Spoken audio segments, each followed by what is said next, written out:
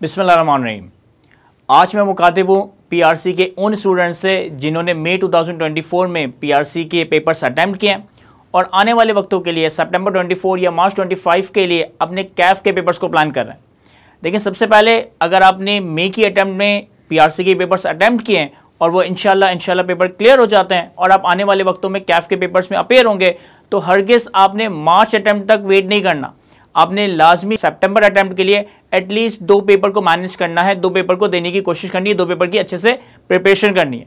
और अगर आप बहुत अच्छे से मेहनत करेंगे, प्रॉपर प्लान लेकर चलेंगे, तो आप सितंबर 24 के अटैम्प्ट में 3 पेपर्स भी मैनेज कर सकते हैं। तो आज के डिस्कशन में बेसिकली हम ये डिस्कस करेंगे कि पीआरसी के पेपर्स अटैम्प्ट करने के बाद जो भी हमारी अपकमिंग कैफ की अटैम्प्ट बनने जा रही है, इसको हमने किस तरह से प्लान करना है, सब्जेक्ट किस तरह से सेलेक्ट किए जाएंगे, सब्जेक्ट को कितना टाइम दिया जा रहा होगा, किस सब्जेक्ट का क्या डिफिकल्टी लेवल है, किस सब्जेक्ट का क्या पासिंग रेशियो है, किस सब्जेक्ट का क्या आईकैप के एग्जामिनर की एक्सपेक्टेशन है। इस हवाले से मैं चंद बातें आप लोगों से डिस्कस कर रहा हूँगा। देखिए, हमारे पास कैफ लेवल पे ग्रुप ए में 4 पेपर्स हैं। Number 1 is Kaif 1 that is financial accounting and reporting 1। Number 2 is Kaif 2 that is tax practices. Number 3 is Kaif 3 that is cost and management accounting and number 4 is Kaif 4 that is business law. अब इन 4 papers में से आप 1, 2, 3, 4 papers अपनी capacity के हिसाब से pick कर सकते हो। बस कुछ चीज़ें आपने कंसिडर करनी है। फॉर एग्जांपल, हमें ये बात मालूम होनी चाहिए कि अगर हम कैफ ग्रुप बी को देखें तो ग्रुप बी में हमारे पास एक पेपर है CAF 5 that is financial accounting and reporting 2। Group B का CAF 5 financial accounting and reporting 2 का पेपर हम उसी वक्त अटेम्प्ट कर सकेंगे जब हम ग्रुप ए का Kaif 1 financial accounting and reporting 1 clear कर चुके होंगे। इसी तरीके से ग्रुप बी में एक और पेपर है that is MFA managerial and financial analysis.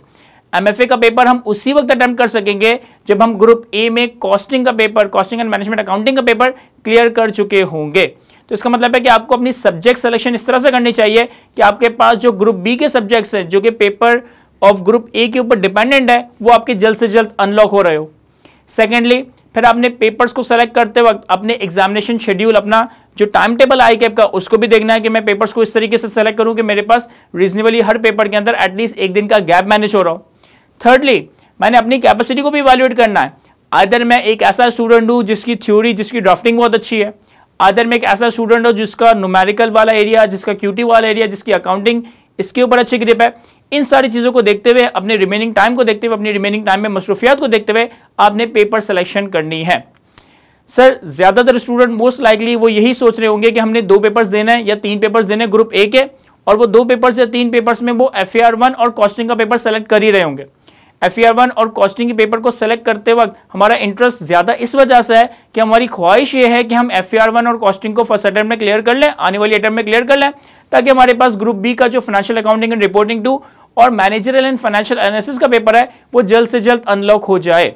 लेकिन एक मिनट, अगर हम सीए के कैफ के रिजल्ट एनालिसिस करें तो कैफ में ज़्यादातर जो सब्जेक्ट है, किसी सब्जेक्ट में 35% का पासिंग रेशियो है, किसी सब्जेक्ट में 40% का पासिंग रेशियो है, किसी सब्जेक्ट में 45% या उससे ज़्यादा का पासिंग रेशियो है।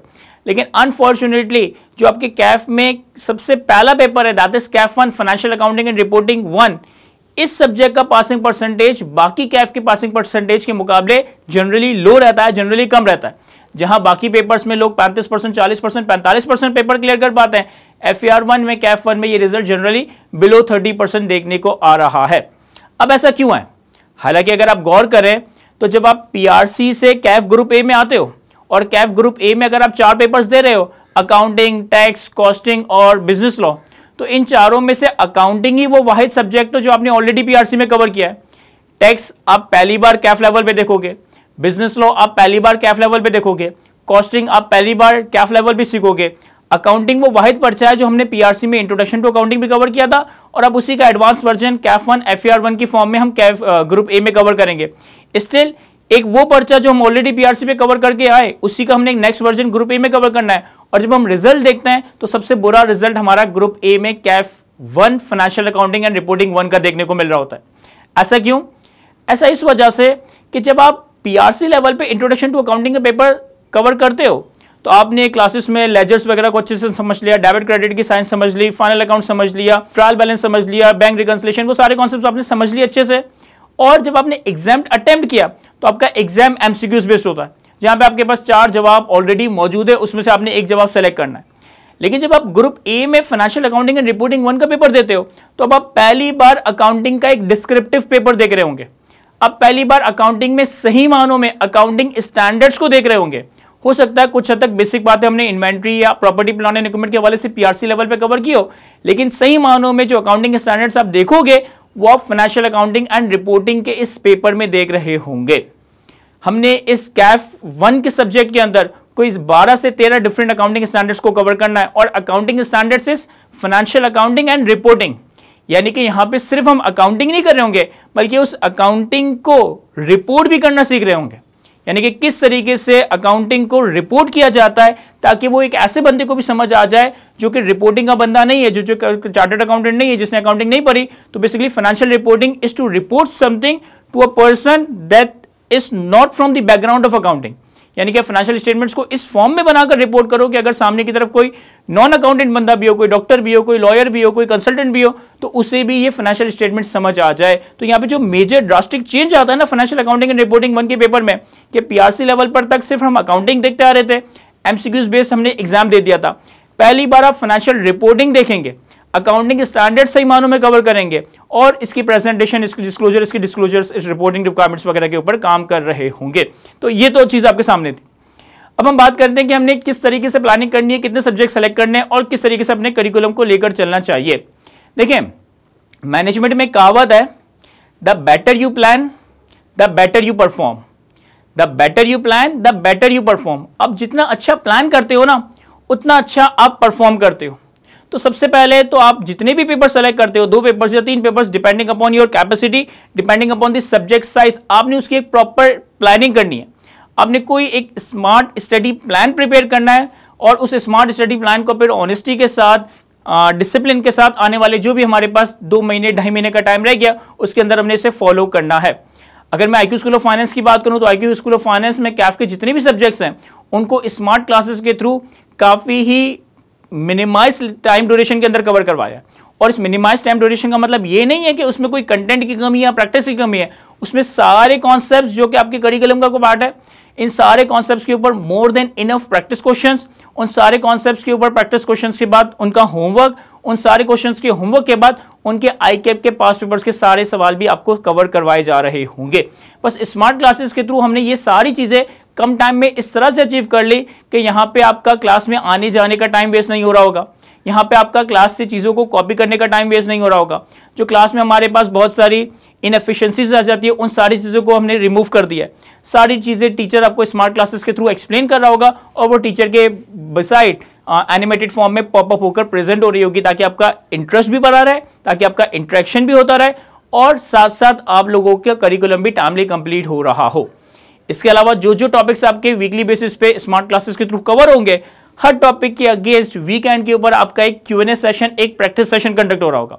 फॉर एग्जांपल कि हमने एक वीक का टारगेट किया कि हमने चैप्टर 1 कंप्लीट करना है, तो चैप्टर 1 का Q&A और प्रैक्टिस सेशन वीकेंड पे होगा, ताकि उस चैप्टर के कॉन्सेप्ट्स के हवाले से, प्रोविजंस के हवाले से, चीज़ों के हवाले से हमारी कोई भी क्यूरीज हो, वो हमारी Q&A सेशन में एड्रेस हो रही हो। अगर हमें इस चैप्टर के ऊपर कोई मजीद प्रैक्टिस, कोई मजीद सवाल वगैरह करने हैं, वो हम प्रैक्टिस क्वेश्चंस में देख रहे होंगे। और ऐसा भी नहीं है कि आप पूरे हफ्ते जो भी लेक्चर्स कवर करेंगे, आप अपनी क्यूरीज के लिए वीकेंड तक का वेट करेंगे। आपको एक व्हाट्सएप सपोर्ट ग्रुप में ऐड किया जाएगा, जहां पे आपकी क्यूरीज को दैन एंड देयर रिस्पॉन्ड किया जा रहा होगा। सो इंपॉर्टेंट चीज़ ये है कि आपने प्रॉपरली प्लान करना है। सर, हमें नहीं समझ आ रहा कि हम किस तरीके से प्लान करें, FAR1 कॉस्टिंग उठाएं, FAR1 टैक्स उठाएं, टैक्स कॉस्टिंग उठाएं, या बिजनेस लॉ का पेपर उठाएं। इसके लिए मैं कोई जनरल एडवाइस नहीं कर सकता, लेकिन मैं आप लोगों के लिए एक प्लेटफॉर्म ओपन कर रहा हूं कि आप किसी भी टाइम पे मतलब वर्किंग आवर्स में 11 बजे से लेकर शाम 5 बजे तक, शाम 6 बजे तक आईक्यू स्कूल ऑफ फाइनेंस में आ सकते हैं। मुझसे फेस टू फेस, 1-on-1 मिलकर अपनी पर्सनल काउंसलिंग करवा सकते हैं कि हमें आने वाली कैफ टर्म में कौन से सब्जेक्ट्स को पिक करना चाहिए, कितने सब्जेक्ट्स को पिक करना चाहिए, और फिर हर एक सब्जेक्ट की जो मोडालिटीज़ है, डिटेल्स है, वो इंशाल्लाह आपको सब्जेक्ट के ओरिएंटेशन वीडियोस में देखने को मिल रही होगी। सो पेपर हो गए, रिजल्ट भी आ जाएगा और मोस्ट लाइकली आपके पेपर क्लियर भी हो जाएंगे। तो मेरी रिकमेंडेशन होगी, मेरी रिक्वेस्ट होगी, मेरी एडवाइस होगी कि आप अभी से अपनी कैफ की जर्नी को स्टार्ट कर दें, एक प्रॉपर प्लान को फॉलो करें और उस प्रॉपर प्लान को फॉलो करते हुए हम अपने 2-2.5 महीने में कोर्स को कंप्लीट भी करेंगे, ताकि जो पेपर से 1 महीने का टाइम रह जाएगा उसमें हम इस कोर्स को प्रॉपरली रिवाइज कर रहे होंगे, पास पेपर्स की प्रैक्टिस कर रहे होंगे और मजीद रिवीजन सेशंस वगैरह अटेंड कर रहे होंगे। 1-on-1 मुझसे मिलने के लिए आप IQ स्कूल ऑफ फाइनेंस आ सकते हैं। सुबह 11 बजे से लेकर शाम 5 बजे, 6 बजे, किसी भी टाइम पे आप आकर मुझसे मुलाकात कर सकते हैं और मैं 1-on-1 आपको सब्जेक्ट सिलेक्शन, सब्जेक्ट डिफिकल्टी और सब्जेक्ट की कवरेज के हवाले से गाइड कर रहा हूँगा। तो आई होप ये सारी डिस्कशन आपके लिए यूजफुल रही होगी। आज की इस गुफ्तगू को हम यहीं तक रखते हैं। Thank you.